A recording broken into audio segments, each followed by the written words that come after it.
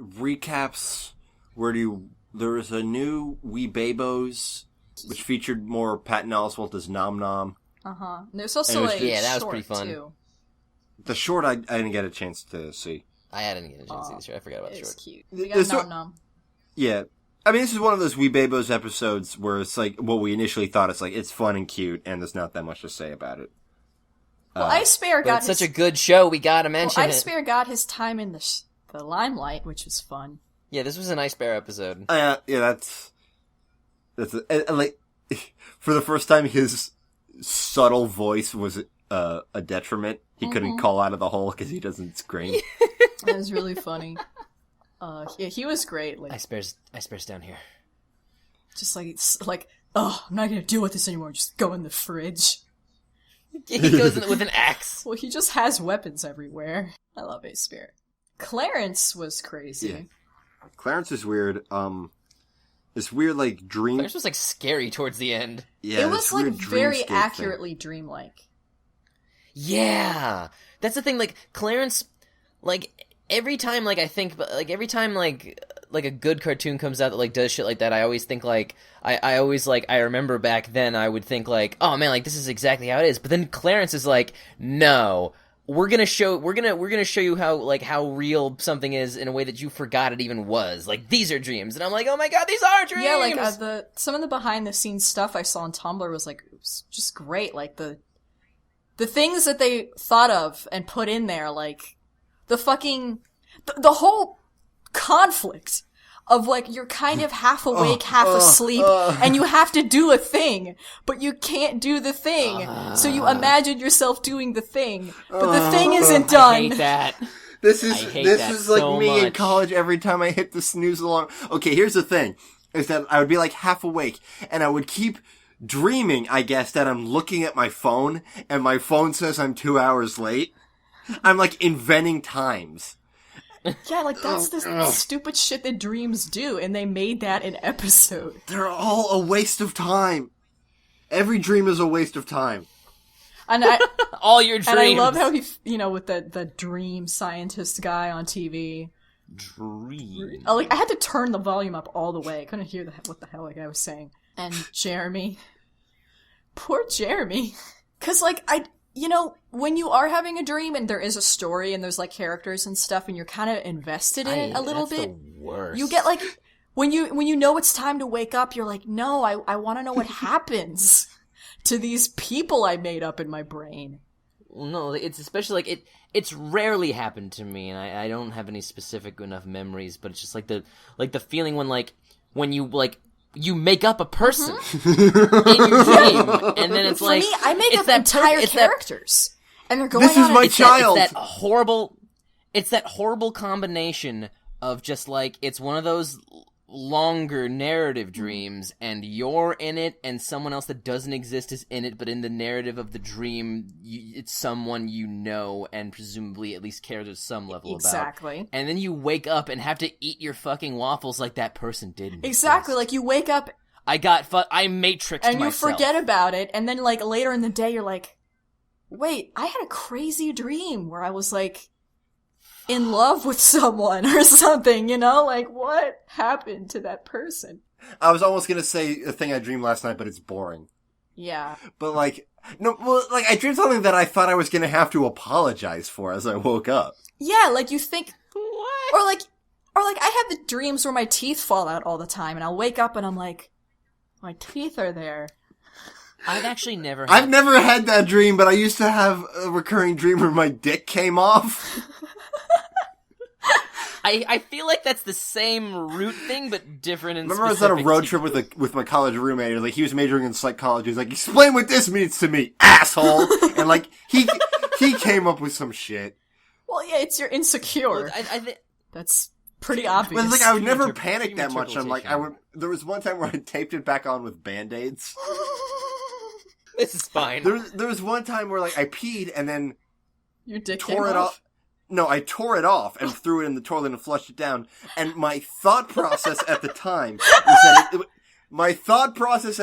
was that it worked like lizard tails. That by the next time I had to pee, it would have grown back. And also, you can use it to scare off predators because it'll still move around and scare them. Oh my god. But yeah, the Clarence was very well done as an artistic piece. I liked it a lot. Dude, like, that's like half... I love how all over the place Clarence is. It's amazing. I don't know, you tune in and you just like, okay, I'm either going to watch some, like, super fun shenanigans where these kids misconstrue a concept and it's like, you know, Rugrats shit, or I'm gonna, like, be emotionally touched in some capacity, for good or for worse. Yeah. Our initial read on this show from our second episode was... It was accurate to what we saw, but we saw a very limited window of what this show turned out to be. But it's like, whatever, it's so crazy, because whatever it chooses to be episode to episode, it knocks it out of the park no matter what. And it's always congruous. It always feels like Clarence. And it's not the kind of show that you would think would be that. You're like, oh, it's a show about a little boy named Clarence, and he has little boy adventures. You wouldn't think it would go to these weird places. Or these emotional places. The only flaw in that episode was in his vast infinite possibility dreamscape, there was no poorly drawn sumo. No. That's my only con. The best goof again involved Chad when he just threw the jug of milk on him. Yeah! He just, like, finds it and then finishes drinking. And immediately falls asleep before it even hits his stomach. Oh, God. Alright, Wander. Fun time. This is one of the best Wanders they've ever done. These were two dope Wanders. And it has a story behind it. Yeah. You know the story behind the first one? Let me I've got it pulled up. Okay, cool. The first episode, The Wanders, was an idea conceived by a 5-year-old boy named Charlie, who I believe is the son of one of the writers for the show. Yeah. Yeah. Is the son of Dave Thomas, the supervising director of Wander Over Yonder. Ooh. Okay, cool. So, he got, super jazzed about the show, because he's a little kid and he likes his cartoon. And his daddy works on a cartoon that's the coolest. Yeah. So, this kid pitched the idea of what if, like, Wander's emotions were all different guys. And everybody was like, this is a great episode, let's do it. And there's a cool photo of him with his dad and McCracken and, Winchell and McBrayer. Yeah, they actually brought him to the studio to, like, brainstorm and, like, chisel He went out to what a would pitch. happen. He went into a pitch? Pitch meeting. Do you think he was just like, this is boring? Well, maybe, Yeah. Well, no, he got to miss a lot of school. No, he probably got to miss school and tell a story to a bunch of adults who listen to him. So he's like, what if Wander goes in a cave and there's all these crystals and blah, blah, blah. You know how kids are. They love telling stories. Yeah. And then, God, I can't, you know what? Like, I can't fathom being that age and having something to say, and then the entire room of grown-ass people is just, like, listening to you and, like, intently writing it down. Like, legitimately listening to you. I don't think, like, 90% of the adult population listens to anything anyone under, like 17 has to say. And usually for good reason, but, like, this kid had a good idea. Like, I mean, Axe Cop proves the same thing. Little kids can be very creative. They just need, they need their voice to be filtered. They need somebody with the experience to hone it. They're just pure imagination. Yeah, they're uncut imagination, and they need to they be haven't read the idea 1,000 Faces of the Hero or that shit. They don't know how whatever the fuck the name of that book is. The fucking story, like, arcs and act structure. Yeah. They don't know that shit. They just have ideas. They just have cool ideas. And it was a really wonderful episode. Like, it was fun seeing all of Wander's different personalities, and the punch at the end was really sweet, and I didn't expect it at all, and it was nice to learn a little bit more about this character that I didn't think we were gonna learn that much about. I thought they were just gonna be, like, characters that we followed, but it was really nice to see that. Yeah. Which was your favorite Wander? Blonde wig Wander. Blonde hair Wander. I was gonna say blonde wig Mine Wander. is also Hot Wander. Hot hips Wander. Nikki, don't. Like, an aspect of his personality, I guess that's his femininity. I don't know what it is, but it's the best. It's his hotness. And then it's Wander's ability to get his pitches right. Yeah. Then the other episode had no Wander and Sylvia. It was just Hater and Peepers, and it's more of Peepers desperately, like Hater and Peepers trying to get their act together, and Hater fires Peepers, and realizes that I can't do anything. I'm just like the scary face. But I don't know what to do. I'm feeding my troops batteries? But it was so funny, though. Yeah. And the pacing was kind of weird at first. Like, it didn't go exactly how you thought it was gonna be. Yeah. But it was hilarious. And like that heavy metal funeral dirge when he's just lying on the bed. And all the songs. So many songs. With Peepers, like, in his trench coat and his hat and his office box. Just walking around. The memories. Peepers' entire character arc for the series is just like, hey, have you ever worked a job and your boss is inept and takes credit for all the work you do to save his ass? Of course you do. You are a person who is employed. Here is a character for you. Yeah, but Peepers loves Lord Hater. That's the thing. Like, he genuinely loves him.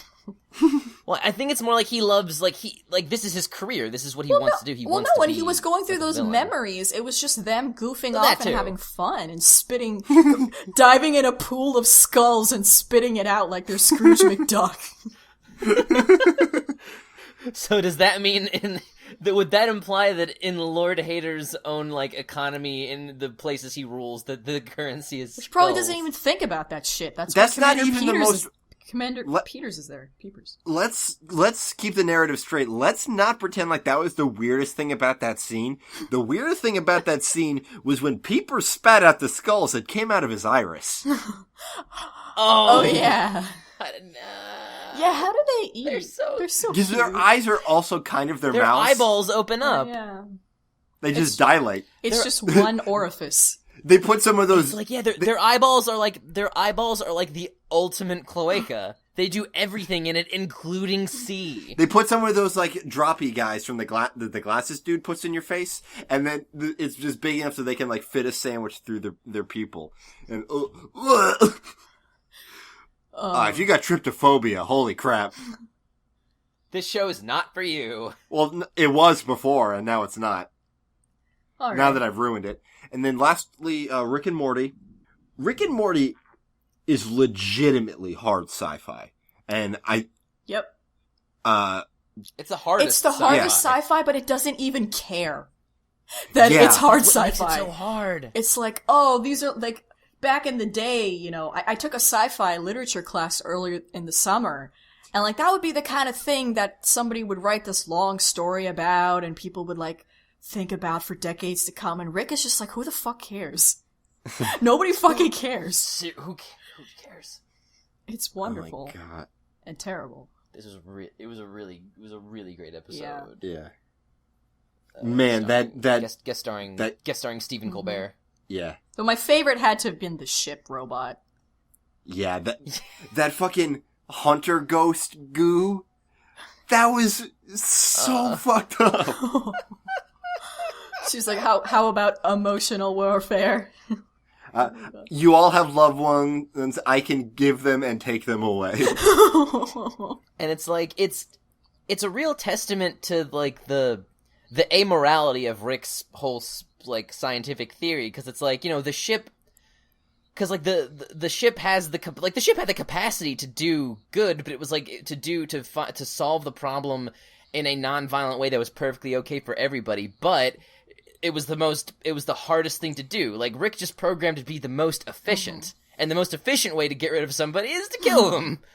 Keep Summer safe.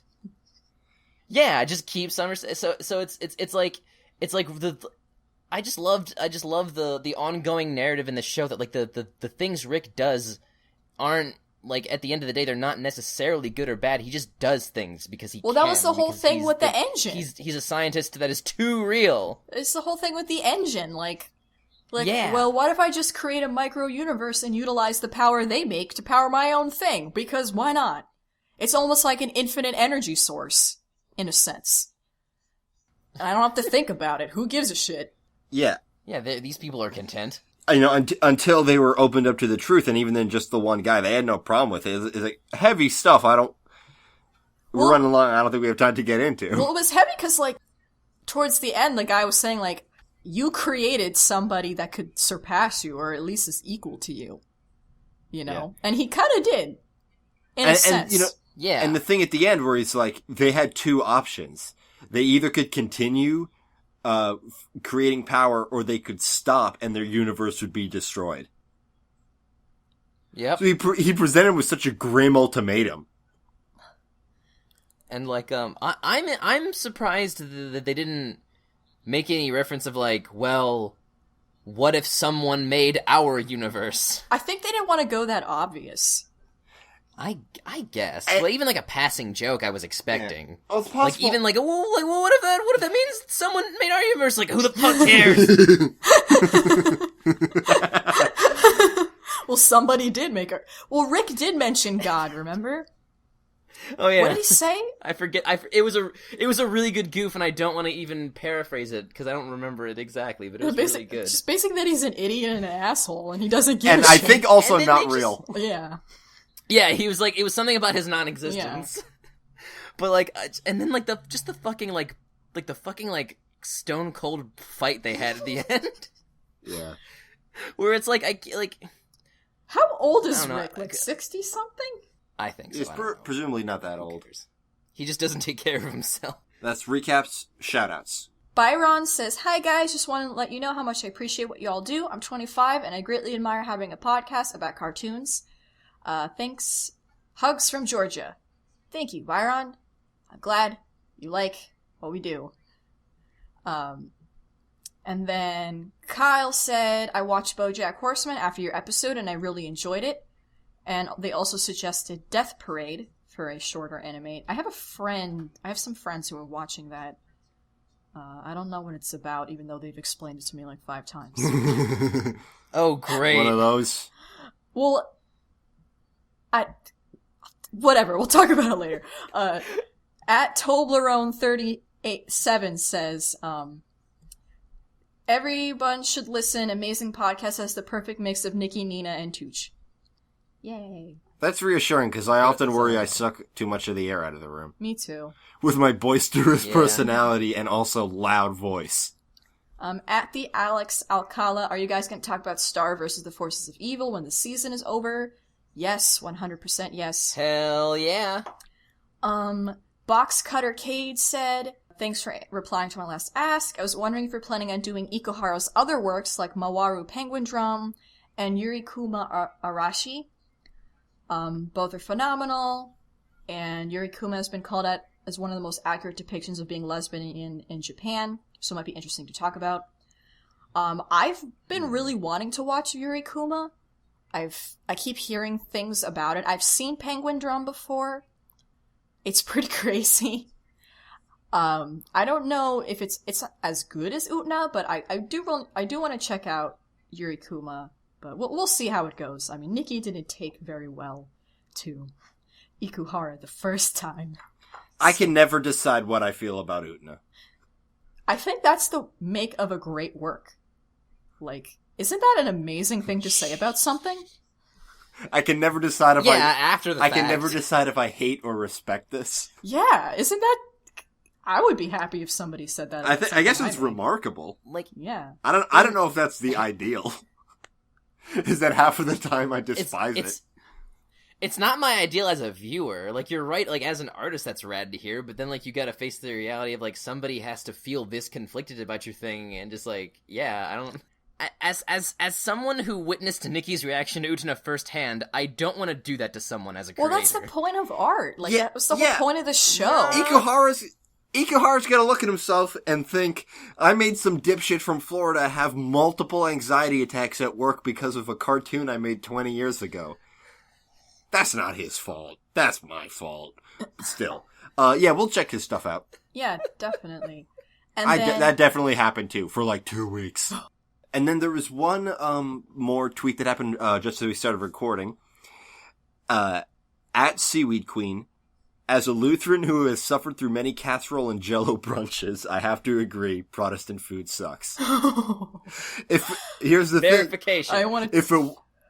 If it wasn't true, I wouldn't have said it. I need to frame this tweet like that. One more thing. We got a email from Deacon who gave us a story about giant fighting robots just for fun, and we appreciate that. Tooch especially loves giant fighting robots. The Japan-US fighting robot tournament or whatever that's actually happening. Yeah, it's super cool, and thanks for sharing. We learn about cool, fun stuff. It is really great. It's gonna be super rad. Ways to contact us. We got a Twitter, at the Toon Goons. We got a Tumblr, which is our main website, which is thetoongoons.tumblr.com. It's got an archive of all our episodes, including upcoming episodes. And we love getting, messages of recommendations all the time. We do love those. We put them all in the pile. Check that before you do, because maybe it's something we're about to do soon. Yeah. Also got cool animation posts at Nina Reblogs. You can email us, thetoongoons@gmail.com. We've got a SoundCloud where we upload our episodes directly. Just search for the Toon Goons on there. We're also on iTunes. You can subscribe and leave a rating. Those are great and helpful and great. And that's an annoying thing to say, but real. And the YouTube, Tooch is like more than halfway done or something of rendering the episodes. Yep. So I'm in the middle of rendering. Funnily enough, I'm in the middle of rendering our enormous Utna episode. Yeah. Into 5 parts instead of the standard 3. That might be useful, because I'm also writing my thesis about Utna, so I might want to go back and listen to what I said. Yeah. If you missed it, the way that our episodes are uploading to YouTube, it's that we're splitting it up into generally 3 parts of news, show analysis, and recaps. So if you want to re-listen to something or catch up on old stuff, and you don't want to have to deal with the more dated elements of our show, which, they're not going away. That's the way that you can just get to the meat, the creamy center, the meaty, creamy center of our episodes. Or if you, sent us something and you're like, I want to know what episode they talked about it, you can just, spam all the shout-out episodes to find out when we addressed you. Because we do address pretty much everybody, even if we don't, email you back or tweet at you back or whatever. We usually will talk about you on the show, and we will say nice things. Most of our responses are on the show. It's rare that we'll actually answer a Tumblr ask via Tumblr. Mm-hmm. But it happens. Next week, we are doing the Recess movie, as well as... And we're going to refamiliarize ourselves with the show, but just heads up right now, we're not watching the whole show. We don't expect you to do it either. Just... ready for the movie. And then after that is... Assassination Classroom. Yeah, Assassination Classroom, which I saw is on Hulu. You can watch it theirs. And, then Fillmore. Yeah. I don't know when I'm going to watch these cartoons, because I can barely keep my head on straight with the schedule that I have now. But we'll figure it out. Thank you guys so much for listening. I've been Nikki. I've been Nina. And I'm concerned for Nina. And thank you for tuning in. Woohoo!